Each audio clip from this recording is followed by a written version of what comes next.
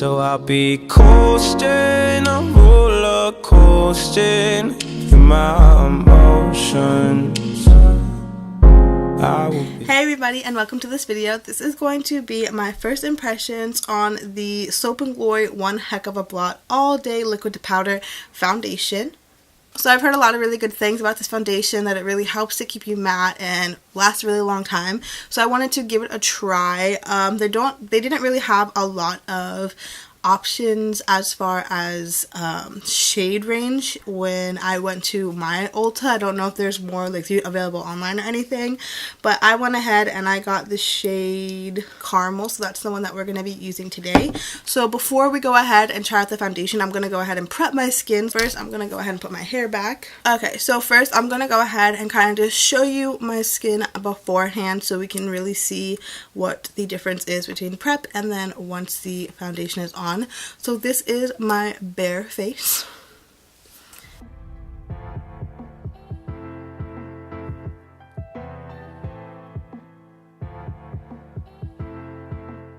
So for this first impression, I am going to use a primer just because I'm the person that always uses a primer with my foundation.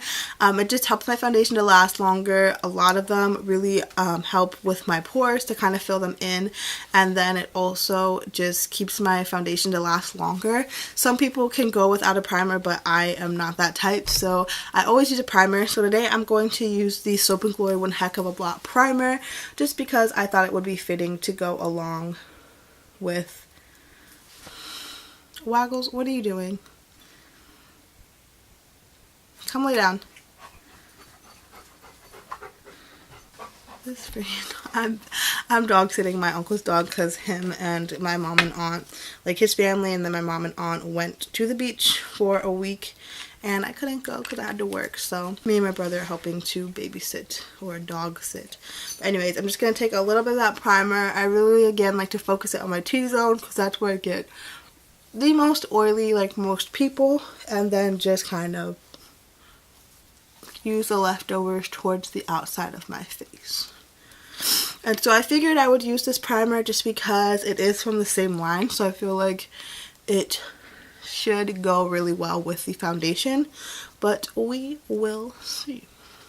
I'm just going to do my regular foundation how I would normally wear this because I don't think that it's really a fair impression if I just use it how I would never use it, which is just by itself, not using any spray powders or anything to see the true lasting power, because no matter when I wear my foundation, I'm always going to use powder and setting sprays and things to make it last even longer. So that's how I'm going to kind of base my first impressions, is how I would normally use it. So I'm just going to go ahead and let's put on the foundation. I hope this matches me. Let's see. So the bottle looks like this. It's just like a plastic bottle and it has a pump that comes with it. And there is 1 fluid ounce. So it is a standard amount of foundation. And I believe I got this for like $13 or $14. That should be good. I'll put the price right up here. And I got it from Ulta. So what I like to do is I kind of just like to blow on my foundation to kind of spread it out evenly. You don't have to do that, especially if you're doing it on other people. It's not very sanitary, but I'm doing it on myself, so I don't really mind. Alright, so I'm going to do half my face with a sponge and half my face with a brush just to kind of see what's the best technique. So I'm going to go in and start on this side with a sponge. And it might be a little light. Actually, it should be fine.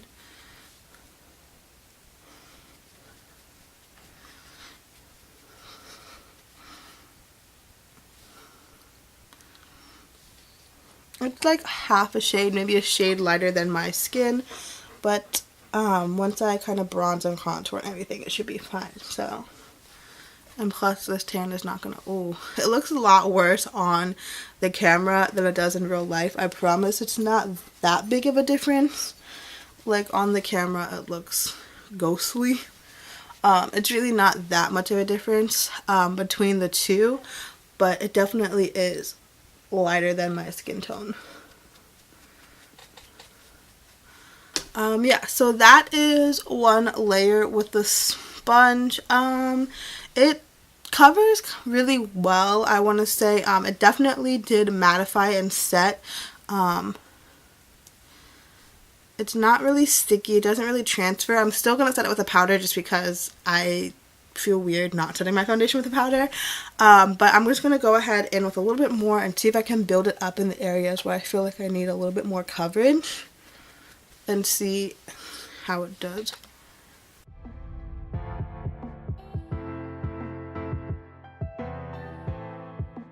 So it's definitely buildable. It looks really nice. Again, it really does set and kind of mattify, so that's really nice. So let's go ahead and go to the other side and do a little bit with a brush. I'm going to use my Morphe M439 brush.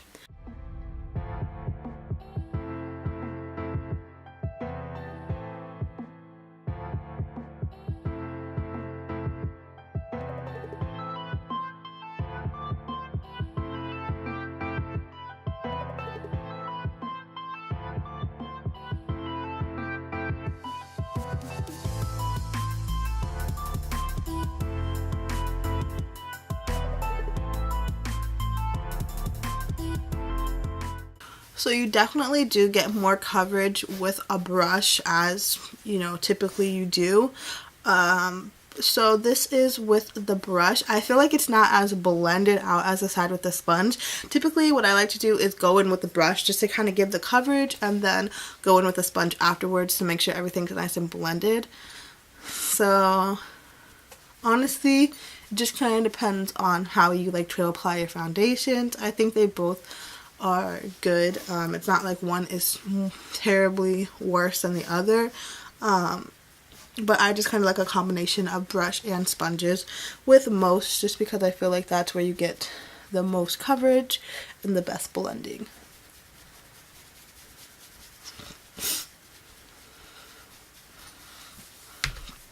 I don't know why it looks so much lighter on camera. That's so weird. Now I'm just gonna go in.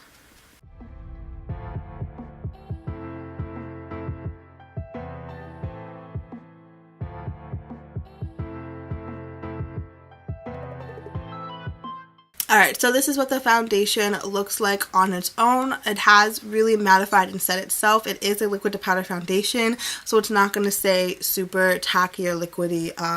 It really has dried down. There's really not that much transfer or anything at all, but I'm still going to go in and put on a powder over top of it just because that's how I do my foundation.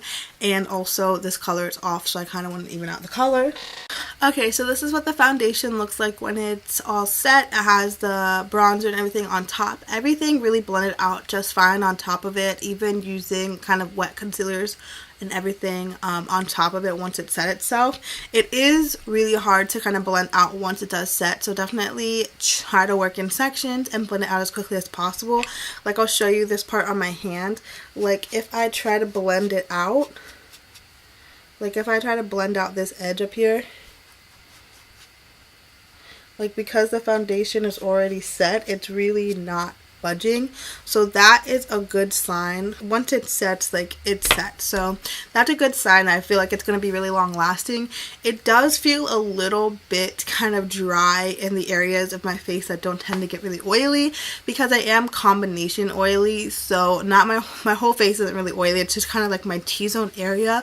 So I would kind of try and combat that by putting a nice like daily oil on before you put the foundation on, just so you have that kind of extra comfort level of moisture. That's typically what I would do. So maybe the next time I try it, I'll try that and see if it kind of takes away that kind of like tightness feeling that I'm feeling like in this area. But let's go ahead and zoom in and see what the foundation looks like close up. This is what it looks like close up.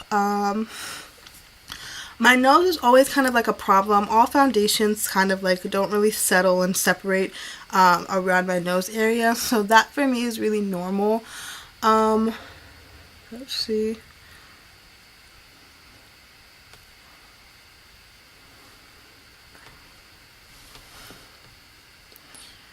You know, my pores are kind of filled in and blurred out. They're not as prominent as they are before.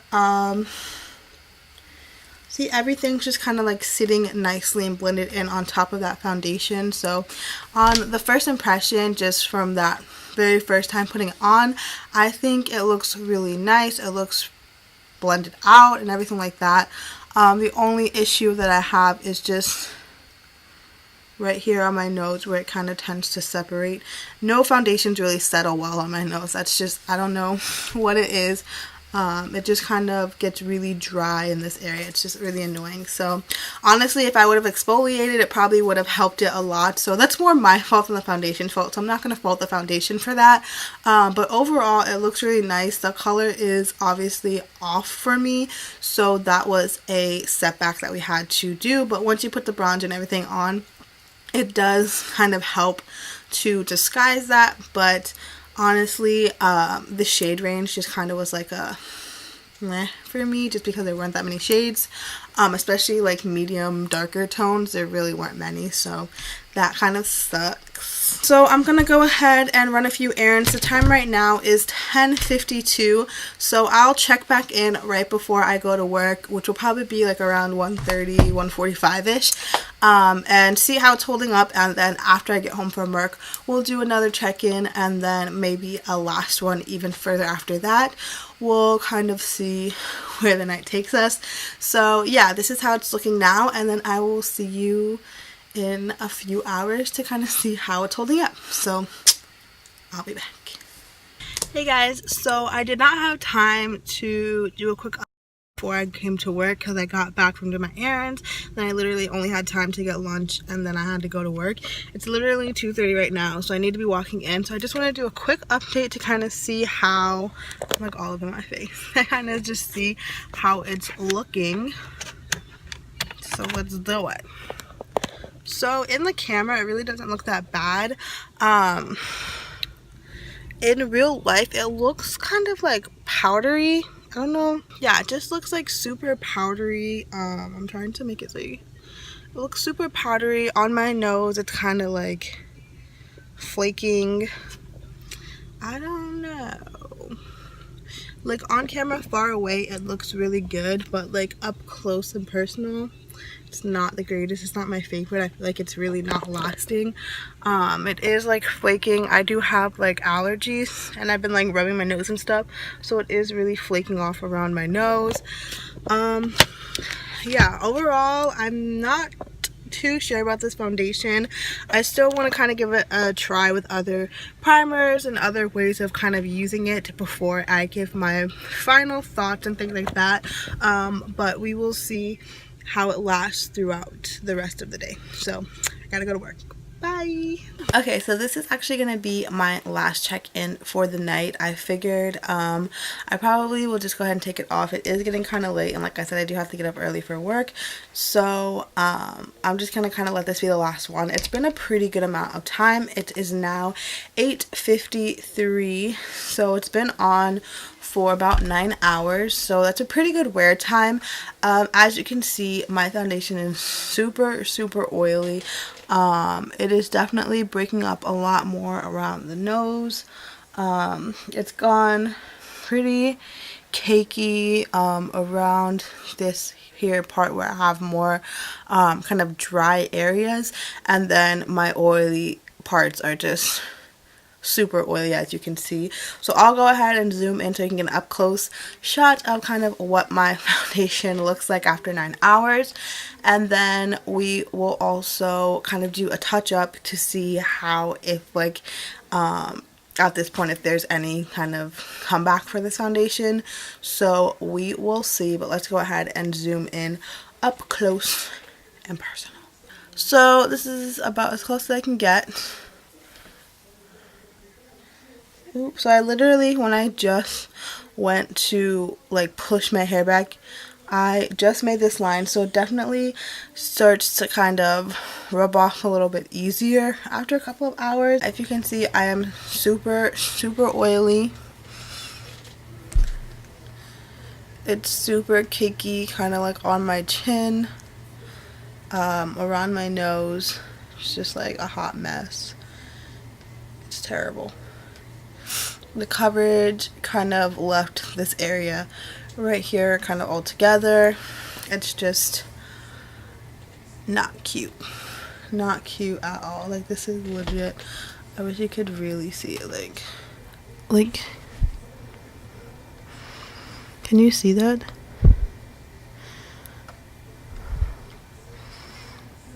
Not cute. Not cute. So I'm gonna go ahead and blot. I don't have any blotting paper, so I'm just gonna take a Kleenex and pull it apart and use one side of it to just kind of blot off the excess oil.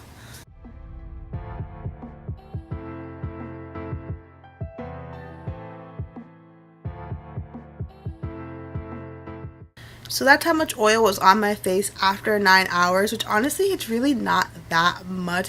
I mean, it's a lot of oil, but I've had a lot oilier days, let's be honest, especially after 9 hours. That's really not that bad, and it really did help to mattify my face. There is still that issue of like breaking up.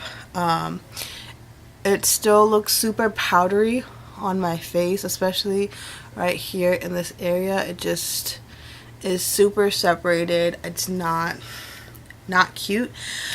But let's just go ahead and see if adding a little bit of a powder foundation would help in any way.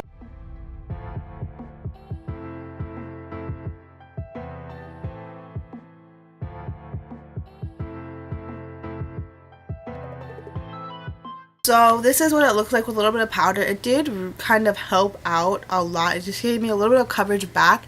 It honestly did help this area a little, teensy bit. It still looks like, I mean, it's separated. There's really nothing you can do other than to take it off and reapply. But I feel like it's just, there's no fixing like this area just because it's separated and it's already gone. But as for the rest of my face, like, it looks good. It looks good.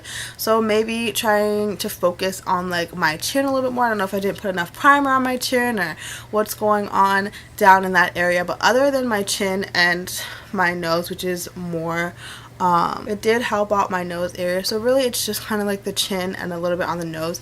That was a bit of an issue. But for the most part, at 9 hours, this kind of did last pretty well.